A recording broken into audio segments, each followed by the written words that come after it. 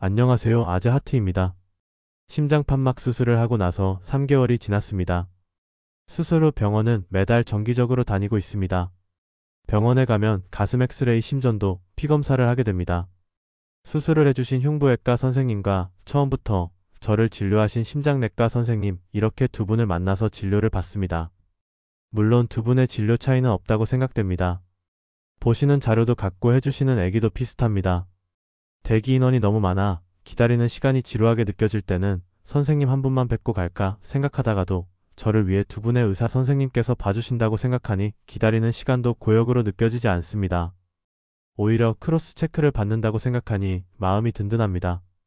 의사 선생님께서 수술 후 지금까지 모두 정상적이고 맥도 좋으니 지금 약을 먹고 있지만 조금 지나면 약도 중단하게 될 거라고 말씀을 해주시네요. 희망적인 얘기를 해주시니 기분이 좋습니다. 암 같은 더 큰 병에 걸려 길게 고생하는 사람들도 있는데 큰 수술이었지만 이러한 수술을 통해 정상으로 돌아올 수 있었다는 것에 전화위복으로 생각을 하라고 해주시는 노 교수님의 말씀이 그냥 의사 선생님의 말씀이 아니라 인생 선배님이 해주시는 충고 같습니다. 이번부터는 와파린의 수치를 조금 더 높여서 먹으라고 처방을 해주셨습니다. 약을 더 먹어야 한다는 말씀에 뭔가 잘 못 되어서 그런 것인지 걱정스럽게 질문을 드리니 고개를 강하게 저으며 저의 몸이 더욱 건강해지고 간이 너무 열심히 일을 해서 약을 빨리 해독시키니 약을 더 많이 먹어서 혹시나 있을지 모를 피해 응고 현상을 막기 위해서 약을 더 먹어야 된다고 하시네요. 심장 수술을 하면서 자르고 찢고 한 부분들이 봉합되면서 마치 피부에 난 상처가 아물 때 피딱지가 생기는 것처럼요. 이러한 피딱지가 혈관에 돌아다니다가 혈관을 막으면 큰일이 생기기 때문에 피해 응고를 막는 항응고제를 필수로 먹게 됩니다. 피딱지는 혈전이고 혈전이 혈관을 막는데 이게 심장에 막히면 심장마비, 뇌에 막히면 뇌경색이 오게 되는 것입니다. 그래서 저처럼 심장판막 성형술을 한 사람들은 6개월 정도, 기계판막을 한 사람들은 평생을 이 약을 먹어야 된다고 합니다. 의사 선생님께서 수술 후 1년까지가 중요하다고 말씀해 주시네요. 이때 큰 이벤트가 없으면 이후로도 큰 문제 없이 계속 갈 수 있다고 말씀을 해주시는데 아직 끝나지 않았구나, 긴장을 놓으면 안 되겠구나 생각이 퍼뜩 듭니다. 지난번까지만 해도 가끔씩 가슴속에서 뭔가로 찌르는 듯한 순간적인 느낌들, 고통이라고 하기까지 아프지는 않았지만 뭔가 지금까지 느껴보지 못한 느낌이 있었는데 이번 달부터는 그러한 느낌도 완전히 사라진 것처럼 느껴지지가 않습니다. 하지만 의사 선생님께서 보여주시는 가슴 엑스레이 사진은 아직도 저에게 익숙하지 않습니다. 그리고 가슴 한가운데를 절개한 수술 자국 또한 익숙하지 않습니다. 양쪽 가슴뼈를 이어주는 철사와 심장에 보이는 링 모양의 금속들은 아직 어색하게 느껴집니다. 뛰거나 걸을 때 그리고 일상생활할 때에도 이러한 철사가 내 몸에 있다는 느낌은 전혀 들지 않습니다. 다만 아직도 엎드려 눕거나 옆으로 돌아서 눕는 것은 하지 않으려고 합니다. 엎드려 누우면 이러한 철사에 직접적인 압박을 줄 것 같고 옆으로 약간 돌아서 누워보니 뭔가 가슴뼈 사이의 철사들 때문에 몸이 당겨지는 부자연스러운 불편함 같은 걸 느끼게 되어서입니다. 물론 이러한 사진을 보니 심리적으로 느껴지는 것일 수도 있을 것입니다. 가슴 쪽으로 공을 받거나 몸싸움이 있는 스포츠는 할 일도 잘 없지만 기피하게 됩니다. 의사 선생님께서 피검사에 대해서도 간 및 신장 관련된 수치들도 말씀해 주시는데 모두 몸이 완전히 정상적이라고 하시네요. 이제부터는 병원에 오는 간격도 한 달에서 2달로 느린다는 말씀에 제가 더 좋은 상태로 되어가고 있구나 생각하게 됩니다. 수술 후 저는 예전보다 더 건강하게 사는 방법에 관해 관심을 더 가지게 되었습니다. 점심때는 밥 대신 샐러드로 식사를 하고 이틀에 한 번 정도 저녁 시간에는 슬로우 조깅을 하려고 노력하고 있습니다. 담배는 원래 하지 않았고 술은 그래도 참 좋아했는데 수술 이후에는 100% 금주 모드로 살고 있습니다.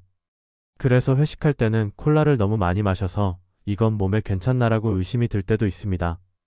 그래서 무알콜 맥주를 마셔볼까 하고 마트에서 들었다 놓았다 한 적이 있는데 이러면 저의 생애 처음 금주 기록이 허무하게 깨질 것 같고 지금까지의 금주 기록이 아까워서 구매를 포기하였습니다. 그리고 아침마다 병원에서 했던 것처럼 체중과 혈압을 재고 기록을 합니다. 체중은 식사를 많이 하니 조금씩 늘어나고 있고 혈압은 정상 범위에서 별 변화가 없습니다. 인터넷에 168cm 정도의 키에는 60kg이 정상이라는 것을 보고 이건 못 맞추겠다 싶어 포기했습니다. 그래도 예전 체중보다는 조금 빠진 체중으로 몸을 맞추려고 노력하고 있습니다. 수술을 하고 주말에는 예전만큼은 아니지만 자전거를 타는 취미를 다시 시작했습니다. 예전에 많이 탈 때는 하루 100km도 탔는데요. 이제는 그렇게 무리하게 타지는 않지만 1시간 정도 아이들과 같이 자전거를 타고 가서 음료수 한 잔을 같이 마시고 돌아오면 느낌이 참 좋습니다. 지난번에는 중간고사가 끝난 아이를 데리고 강원도 캠핑도 다녀오고 드라이브도 하고 오니 더욱 기분이 좋더군요. 심장에 대한 불안한 느낌 없이 지낼 수 있는 현실이 기분 좋기도 하고요.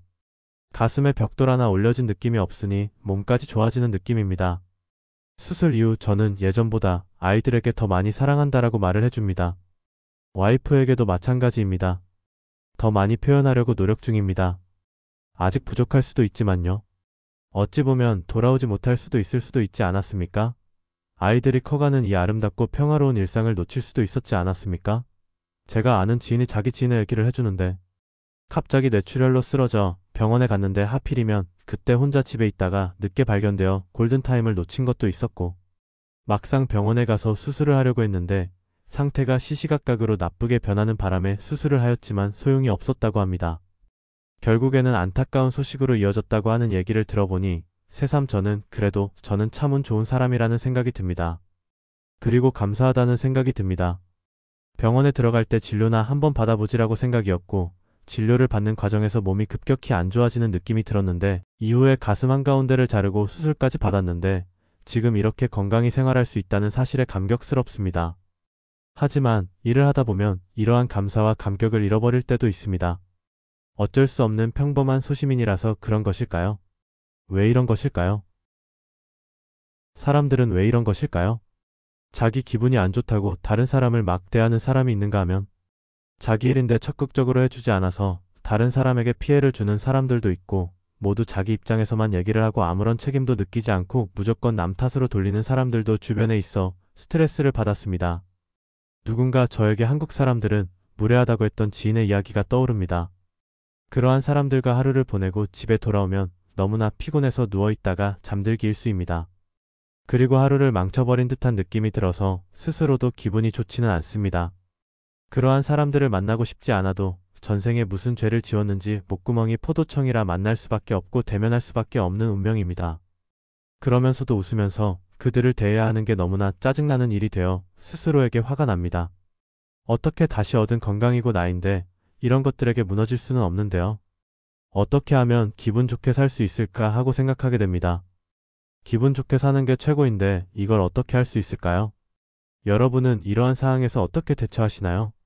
좋은 방법이 있으시면 댓글로 부탁드립니다. 오늘은 저의 넋두리로 마치네요.